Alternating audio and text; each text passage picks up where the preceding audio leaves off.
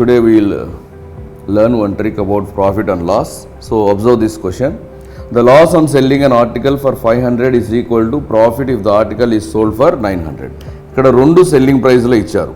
అంటే ఒక ఆర్టికల్ను 500కి అమ్మితే ఎంత లాస్ వస్తుందో అదే ఆర్టికల్ను 900కి అమ్మితే అదేవిధంగా మనకు ప్రాఫిట్ అనేది వస్తుంది. అప్పుడు కాస్ట్ ప్రైస్ ఎలా కనుక్కోవాలి?